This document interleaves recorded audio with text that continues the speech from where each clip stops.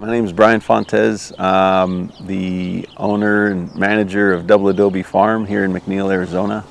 I've been farming most of my life. I grew up on this farm. This land belonged to my grandfather since the 50s, and it's changed hands and eventually came back to us. But yeah, so I've been doing this full scale, small scale farming since I guess 2020 is when Double Adobe Farm was established.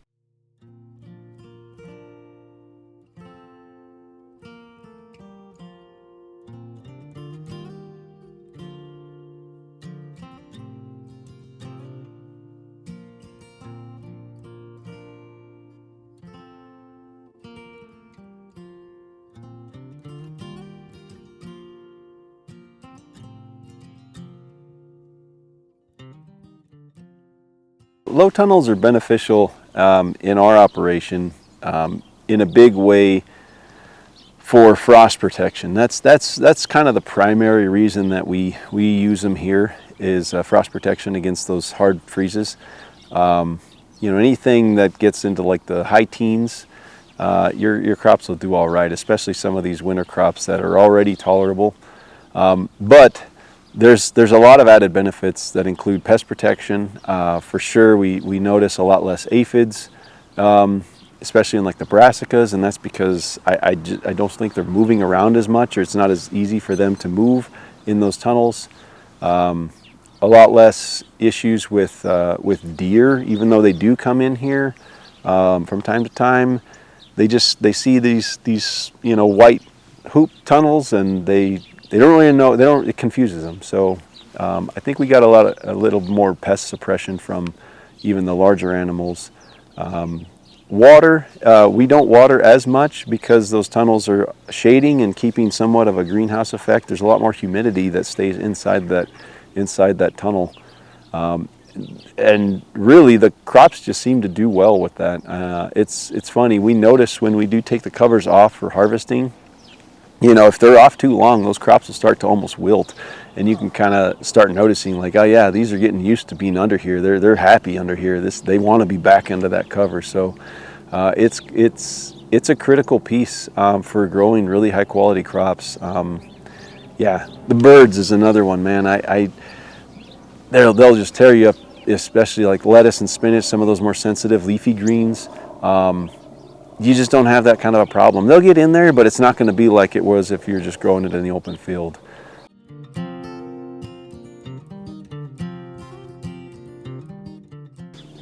In order to create the structure around your bed, we use prefabricated metal hoops. They're, I believe, 10 gauge. We could probably look that up, but 10 gauge steel hoops that we order from the company we use is Rainflow. It just seems like an affordable option for us, and we can use them year after year after year. So the ones that we like to use for the broccoli are 72-inch hoops, and the ones for the spinach or beets or any of the other lower crops, lettuce, that's like, I believe it's a 62-inch hoop. So one will stand a bit higher, like up to my knee. Really the process of actually constructing this thing over your bed, you start with your hoop. So you depending on the size of the plant, it's going to be, you know, that's the hoop you put down. So you get your hoops. We space ours 5 feet apart, and it doesn't have to be super specific. Just, you know, step it off if you want, and then so you lay out your hoops structure all the way down your bed.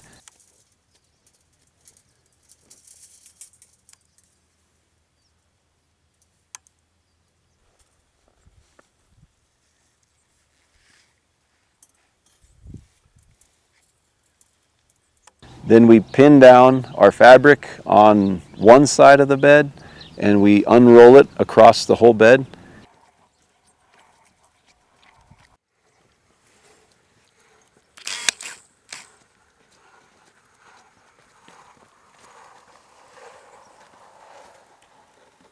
And then we pin it down on the other side, and then we come back through with our sandbags. And we have learned that sandbagging every single hoop at that 5 foot spacing is essential for the winds that we get in this area, in the southeastern Arizona space. It's just, we have really tough winds, especially come March and in the early spring. So, but that's it. Once you get the bags down, everything's nice and tight, you're good to go.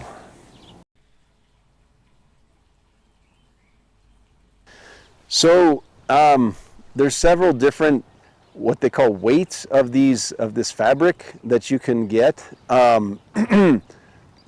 Agribon is a brand that was the original one that came up with these fabric concepts, and but we use another one. This is actually a brand called Covertan, and it's this is a 30-ounce weight. You can get a lighter weight one, which is 19 ounce. You can get a heavier one, which is 40 ounce, or you can even get up to 50 ounce fabric, which is super thick. So the ounce that I'm referring to refers to the thickness of the material. So we've kind of landed in the middle of that because of the strength of this, and because we try to reuse these multiple years.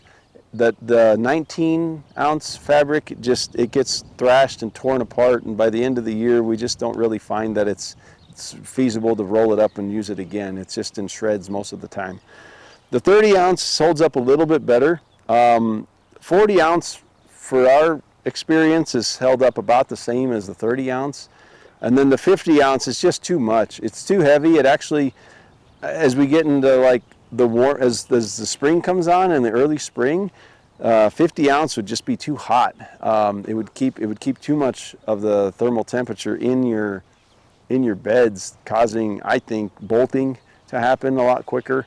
So the 30 ounces seems like a nice middle of the ground from the time frame we're covering these things, which is usually December through February, okay, into March.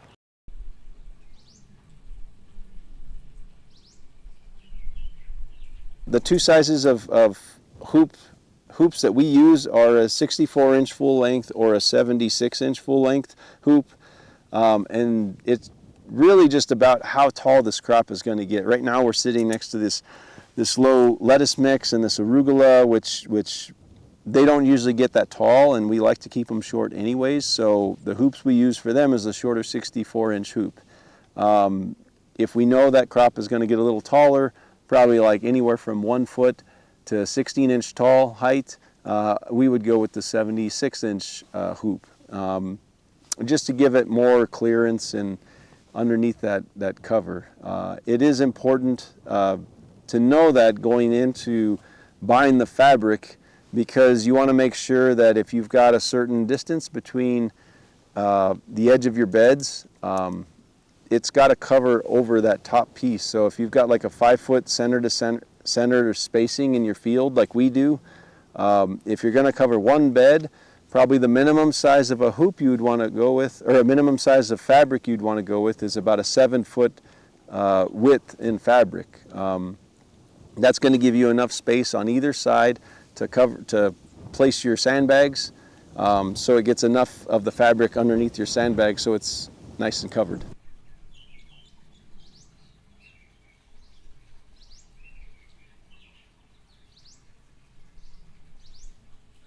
So yeah, I would advise new growers, existing growers, don't be shy about approaching your NRCS agents. There's one in every county, sometimes more than one.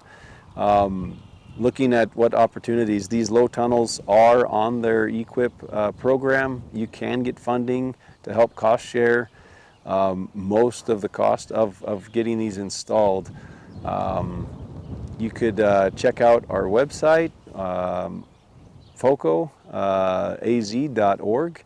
It's a fairly new website, but we're compiling a lot of resources there to help new growers find information about what they can do to help them grow better.